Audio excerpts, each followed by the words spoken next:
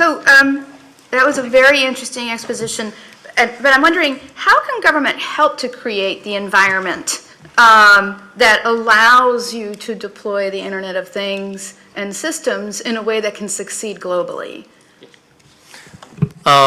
Before starting our organization, society, and consortium, we have endorsed by METI and the Ministry of Mixed and Education and Education, and also the Ministry of Communication.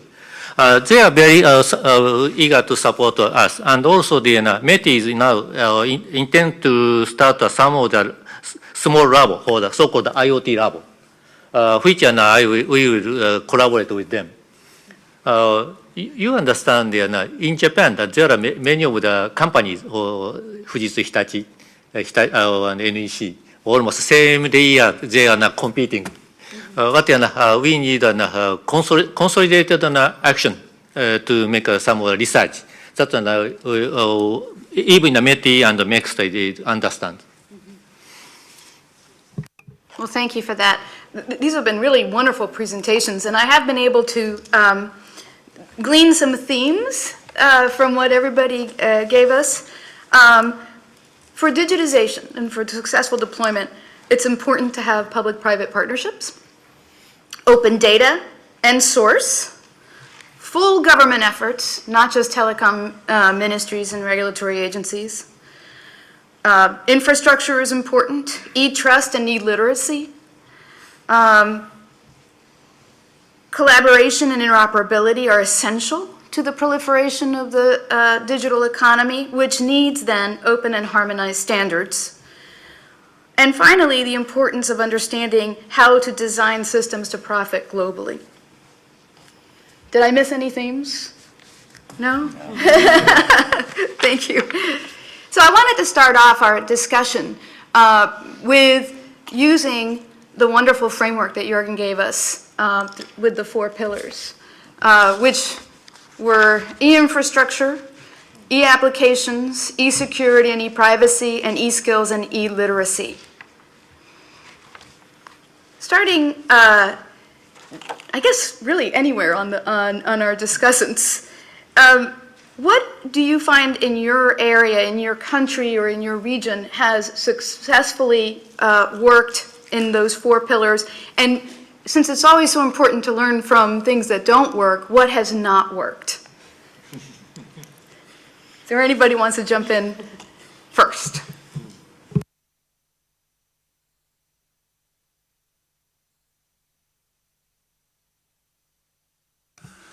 I guess as a representative of Finland, I have to start in the panel, but I will kind of start from a little bit behind. I mean, from what Jürgen was leaving with us at the end of his presentation, and that was the discussion of the governance and the whole of government approach here, because I think that is the fundamental kind of obstacle of reaping the benefits of digitalization. I would like to say that we're kind of, as countries and European Union and as a globe, I mean, we are prisoners of our industrial era kind of mindsets and operating models, since those governance models were kind of created for a much more predictable and linear, stable environment. It was efficient to organize in these kind of silos and which are now preventing us from reaping the benefits of this. So this is really the root cause analysis of this whole problem, because it's not only digitalization, but practically all the problems that modern world is facing. I mean, we are facing wicked problems, which always cut across different kind of ministries, and most of them are kind of require this kind of public-private people partnerships, and we don't seem to be able to organize ourselves in a way that addresses, and that's why I think that we really have to. And one other problem is not just this kind of horizontal collaboration, but also, and this is probably a big problem, particularly in our Western democracies, and that's short-sightedness, because most of these kind of kind of challenges that we are facing here require strategic, longer-term perspective. I mean, and governments, unfortunately, typically only have 4 years kind of to run their country, and then so how could we kind of commit to some longer-term strategic transformation goals?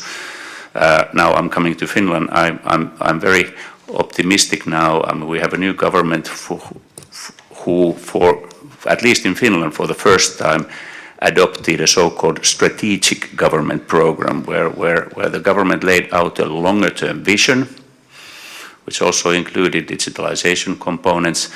They also prioritized like 5 key strategic goals and gave kind of goals for over 10 years period, not just for 4 years, their government period, but 10 years government kind of strategic goals. And they were then broken down to kind of 4-year goals for the first kind of the government period. And those 4-year goals were then further kind of broken down to so-called key projects, which will then be organized. So it's a I would say pretty kind of corporate-like kind of approach to running a country. Remains to be seen. I mean, how well it works, but it's what the point is here, that all these 5 strategic goals are cross-governmental and cross-societal, and they are given kind of clear goals how to address, and this should pull together the different stakeholders. One additional last point that I want to leave you with this is that I would emphasize the importance of cities in all of this, because it's much easier and probably viable to experiment and build these living laboratories at the city level than at the nation level or even at the European Union level. You have to agree on certain standards and other things on a higher level, but the actual work takes place oftentimes at the city level. That's where the new solutions kind of surface from and emerge from. That's interesting that you mentioned the cities. The administration has been looking at a smart cities initiative as well as at a broadband opportunity initiative. And one of the things, I'm talking about the Obama administration, I'm sorry, in the United States. One of the things that the Obama administration is trying to do is to collect the data and to open it from the city level initiatives. And the lack of trust in that particular exercise has been one of the barriers to doing something like that, because the cities are more than happy to have the federal help. They're not particularly happy to have the federal intervention in the United States. So that's one of the challenges, and I imagine that plays out throughout the economies in other countries. Anja? A little bit in the same sense than Mikko. I think in Switzerland we would have rather a few of the conditions for a digital economy, especially skills and security and infrastructure. But I think the major threat is political awareness. just that. I think most of the politicians, not only governments but also parliaments, they don't realize what is going on, and it's just not a theme, it's not a topic, it's not even discussed. So for us it's really the biggest problem, which for getting us to have a current vision, strategic vision. If it's not a topic, if it's not on the agenda, well, we are far away from a strategic vision.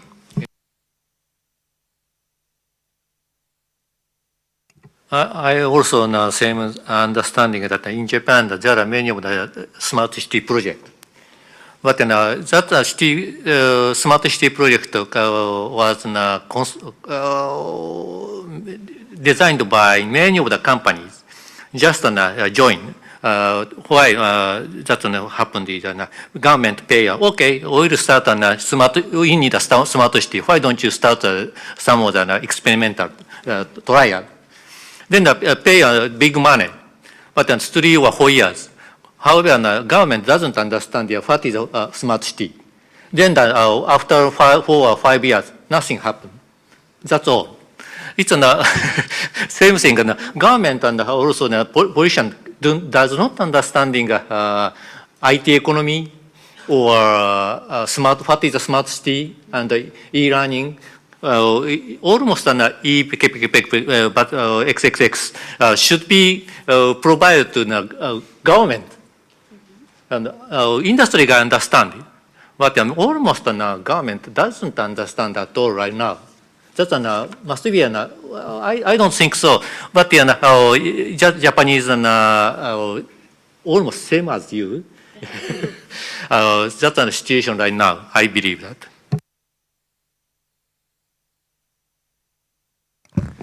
Yes, thank you. What has struck me following the discussion and listening to the very interesting interventions by my fellow panelists was in particular one view which I've heard many times before, and that is, of course, because it's a very relevant view. That is the question about how do we establish the necessary incentives for companies to invest. Those of you who have participated in conferences in Europe over recent years have heard the past Ethno chairman Luigi Gambardella saying this over and over again with his very charming Italian accent. We need incentives to invest. It's very, very charming. And it's certainly a valid view. Before commenting on this particular issue, let me give you some figures about the situation with respect to rollout of broadband in my own country, Denmark. In my intervention, I was talking about the need for looking at the entire ecosystem of the digital economy, not only looking at e-infrastructure.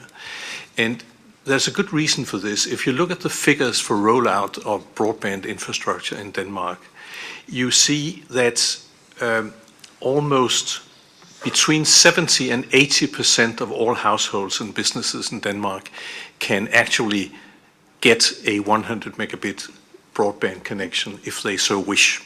Between 70 and 80%, that's quite amazing. Mm-hmm. But when you look at the take-up, how many have actually used that opportunity? It's very few. Only 2% of all broadband connections in Denmark are 100 megabit connections. So we have a lot of fat pipes, but they are empty fat pipes. And then I come back to the question about getting the necessary incentives to invest. How can you imagine that telcos should use an awful lot of money to invest in very fat pipes if nobody wants to use them? So that is where the role of governments, in my view, is. And I come back to the ecosystem again. You must make sure that people actually know how to use the internet. Skills literacy is important. They must have confidence in using it. Trust is essential. Mm-hmm. And furthermore, there must be something valuable at the end of the pipe. There must be some useful applications. So this is important. And that also gives the answer, I think, to the question about whether it's the regulatory environment which is the largest obstacle, the most important obstacle for this to be successful. I'm not so sure about that. I think that governments can do a lot more than just doing telecom regulation. Mm-hmm. Governments can make sure that IT experts are educated at universities, that the level of e-skills among ordinary school girls and boys is at a much higher level, and so on and so forth. And we can open data in order to enable the app developers to develop interesting apps, which can, again, create some useful content at the end of the line. So the incentives for companies to invest, that's clear, they must be there. Governments can do a lot. Governments, and that would be my final remark, can also make use of the purchasing power, which is neglected to a very large extent. Thank you. Well, I actually totally agree, and sometimes it's the doing a lot. It's making a secure and a stable environment, so that because operators are used to building big pipes that at the beginning are not used, and they become more and more used with the time. Now, if these people start not understanding how the environment will evolve, then they are a little bit more reluctant to invest. I've been hearing for almost 5 years how Europe is lagging behind the 4G in Europe, as opposed to the US or Asia. And actually it's weird, because if you look at penetration, at commercial deployment, that's true. If you look at how technology has evolved, you will see that many European-based companies are at the heart of the big development of this technology. So there is some kind of things not matching here. So why is it that this penetration has not grown in Europe as much? And it's probably not because of lack of knowledge, it's not because of lack of willingness, something's happening. And that could be something to be thought of as well. Oh, sorry. I just wanted to say that I agree with all the panelists and wanted to include some additional point. I believe that at the core of the issue, we have the investment part. If we don't have the investment, we cannot, we cannot bring this growth. It doesn't mean that just about money. It's the mindset that we were talking about. And if we talk about what Luigi was saying when he was at Etno, but this is a long term. So government, they have their time frame of between, I would say, 4 and 5 years. Investment in network, if I'm not mistaken, is at least 20 years. So in order to attract this money and build, the infrastructure of the future, this is what we need to have in mind. I wanted to add an additional point about the holistic approach and as well the holistic approach for government. So sometimes it's not just about regulation, but what some politician might say and how this message is carried out in their country, in Europe, but externally as well. I work for a global company and we work globally. And when you hear, I will not name anybody, but some political messaging have a different impact. And this is something very important to bear in mind, because we talk about this global competition between companies, which is very good, and between government as well. And when we talk about having a more holistic approach, I would say that collectively we should think about that when we are doing our best to build the future. Thank you. And I would just add to that, and also to I think it was Luis's comment, that secure and stable environment that is necessary, or at least very helpful, to investment and innovation.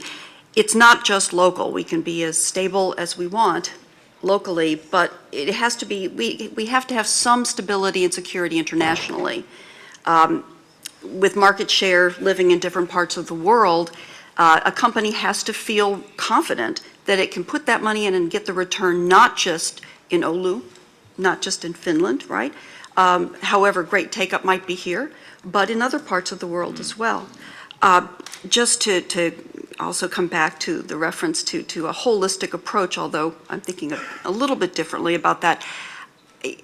Not to suggest that the U.S. has all kinds of success and no issues, but I would say that the whole of government approach, which we really genuinely live, has been an enormous help to us in terms of developing public-private partnership, because we do have the right hand, at least being somewhat cognizant of what the left is doing.